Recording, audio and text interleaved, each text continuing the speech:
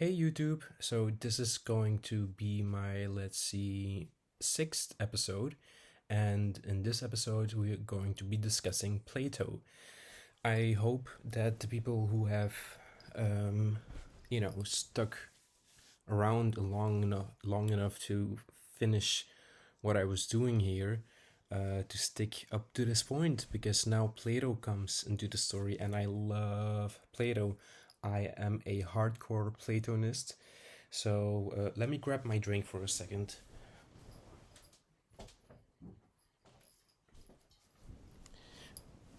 Yeah, I'm sorry. I'm a gamer, and you have to remember to stay hydrated at all times. But I am going to be reading from you a part of my thesis that I'm writing, and which is probably not gonna end up doing good in any way or shape or form, whatever. But I'm just gonna read what I wrote there. Many things are references to Plato in our day to day life. Platonic love comes to mind, but Platonic solids are probably a better alternative to discuss. Platonic solids are fascinating for a whole number of reasons. They give us a glimpse into perfection, as every Platonic solid has a base structure which refers to the amount of sides it has. We have the tetra, octa, dodeca, and icosahedron, but most famously the cube. Each and every one of these solids represents some mathematical perfection, or perhaps even a cardinal number that reflects its structure within our shared reality. For the cube, it is the number 6, for it has 6 faces, or it might be represented by the square as the base shape for its perfect construction in 3 dimensions. However way you look at it, the same holds for the other 4 solids. They give us a glimpse into the infinite, as we find shapes that could be stacked onto each other indefinitely for however long it is even possible to stack such a shape. They give us a glimpse into the universal, as we will see with Plato's metaphysical and epistemological works. They basically give us a glimpse into the fabric of reality itself. I will now include the sixth note to my videos series. And the sixth note reads, I do want to give special attention to the sphere, as by rights it should be a Platonic solid as well. But which number or which shape would we then use to characterize the new Platonic solid of the sphere? Well, we would use infinity as its cardinal number, and a dot or a line as its characteristic shape. I will continue reading the part about Plato now. Plato starts off our journey by giving the first foundations of a rich metaphysical theory which could even attempt to grapple with concepts such as complexity and reality. Whilst it would be very hasty and anachronistic of me to wonder whether Plato thought in terms of words that could be as technologically detailed as a modern day conception of the term complexity is, I do wonder if there are words that could be transcribed to the ancient Greek language so that the dialogue would still be able to occur. Almost immediately, I'm urged to write down the name of his student and disciple, but Aristotle will have to patiently wait his turn. I included a seventh note here, but I first want to say, the seventh note is just a reference to Anthony Kenny, which wrote this book called Ancient Philosophy, a new history of Western philosophy. It's by Oxford University and has been publicized, I think, by New York. It's an amazing book. I would really, really recommend it if you like philosophy about, the ancient Greek. It really does an amazing job of describing the world, how it was back then. And the book is not that expensive, so I would really urge you to buy it. But yeah, I do want to give special attention to the sphere, as by rights it should be a Platonic solid as well. But yeah, the Anthony Kenny. Oh yeah, I was talking about the reference. I will continue to read the text now, but this might give you the wrong impression for why Plato is being discussed this very instance. Plato is not only the foundation for Aristotle's genius insights, It also offers a starting point of our modern day conception for complexity. I've added an eighth note to this here because it refers to A.C. Grayling, The History of Philosophy, in which modern day conception of well, actually, no, to page 100 of A.C. Grayling. I don't know why anymore. I think because it discussed Plato and Aristoteles. I don't have the book with me right now, but no, I made the reference for a reason. Even though the amount of words dedicated to Plato here could be considered as an insult to his greatness, we will spend enough time discussing why Plato earns this much amount of praise. His conception and inception of his theory of ideas and recollection, as it is described in the Meno and the Phaedo, Ovid. I have added a ninth reference here to Anthony Kenny, Ancient Philosophy, page 48. Plato was born in Athens around 425 years before Christ and died around 347 BC.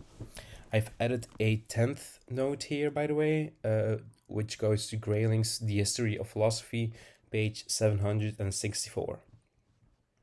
To think that he has lived a long and somewhat healthy life, even reaching the septuagenarian phase.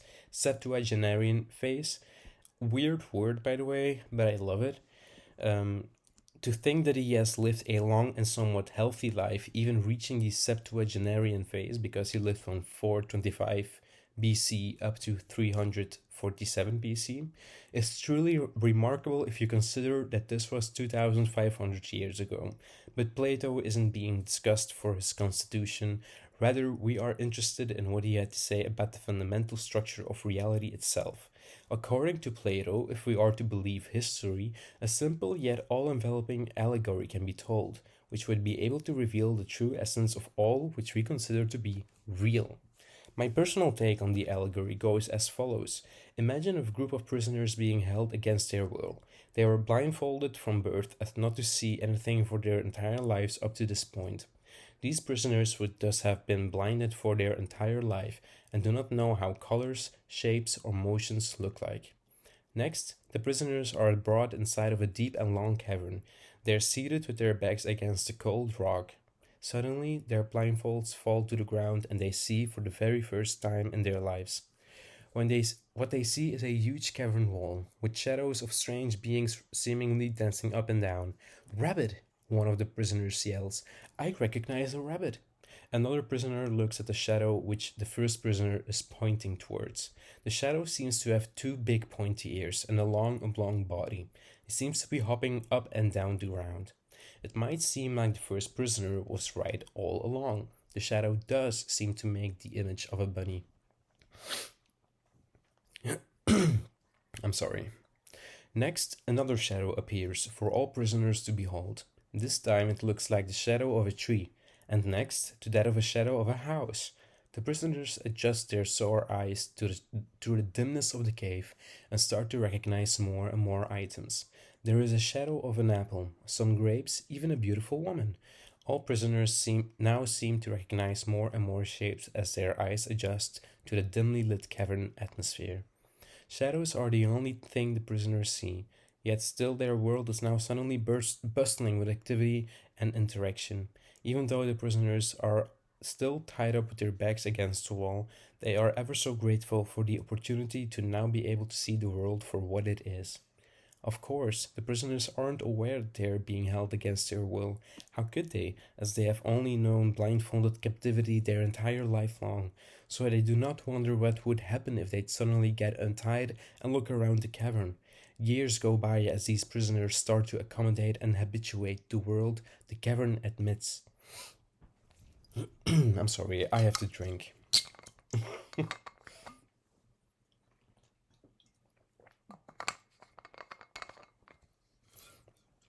Years go by as these prisoners start to accommodate and habituate to the world the cavern admits. They become friends with the rabbit, even give it a pet name. But then, all of a sudden, one of the prisoners finds a sharp edge against the cavern wall they've been seated at. The prisoner moves his tied-up hands to the sharp edge and notices that it begins to cut away at the rope holding both hands and feet together. As the prisoner starts to move up and down to cut the ropes off his hands, he continues to do the same with his feet. And for the first time ever, one of the prisoners has been given the opportunity to flee the cavern. And so the prisoner slowly tries to get up on his feet, notices a large flame behind the backs of all the prisoners, and notices that all the shadows are being cast by small little plates in the shape of a particular object. There is a plate of a rabbit, a tree, even a house. Puzzled, the prisoner slowly starts to walk towards the flame and little plates. Unfortunately for him, due to the sudden rise in brightness, the prisoner becomes blinded by the flame and is now once again without sight. As the prisoner falls to his knees, probably shivering from exhaustion and tiredness, he realizes that he must find an escape. If all the little plates are the world I've seen so far, what else is there to find out there, he wonders. Now, crawling on both hands and feet, the prisoner feels his surroundings, eventually managing to find the tunnel that leads to the exit of the cavern. The prisoner crawls out far enough to feel fresh grass under his feet, flowers gracing the lines of his hands, the wind softly blowing a kiss on his cheeks.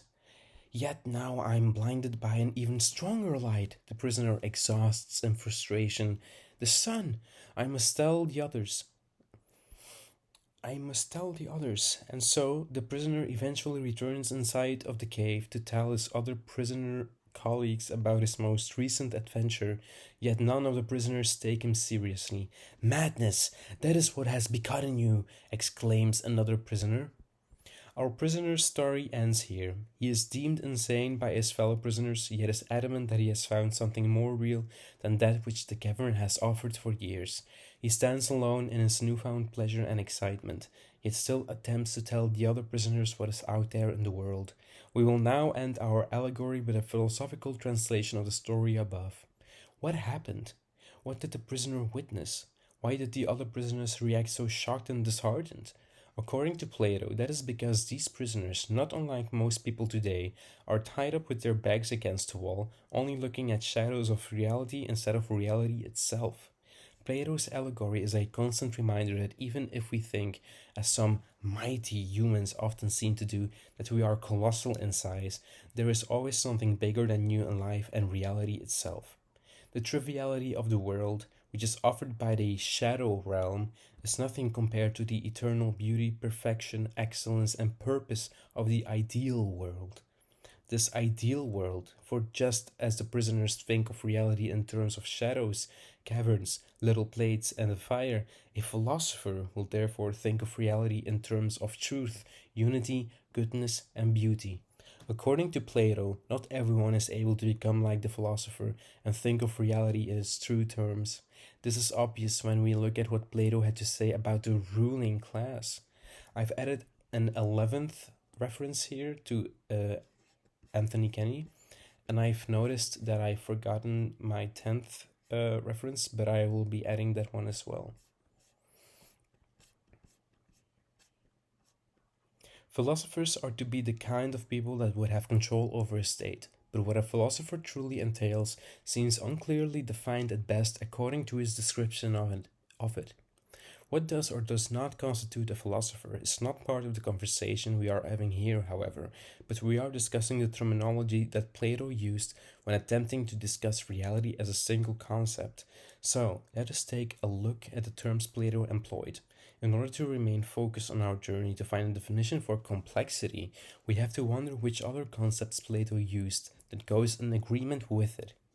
To go in agreement here means to look at the semantical network used by Plato and to try to line that up as well as we can with our current understanding of what a semantical network of complexity looks like.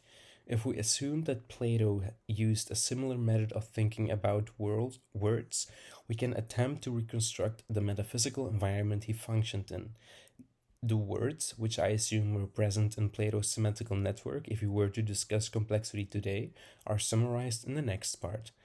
I'm not going to be discussing this next part because this is, like I said in the previous video, a part of my thesis on the definition of complexity, in which I discussed the groundworks to find the definition that I am suggesting.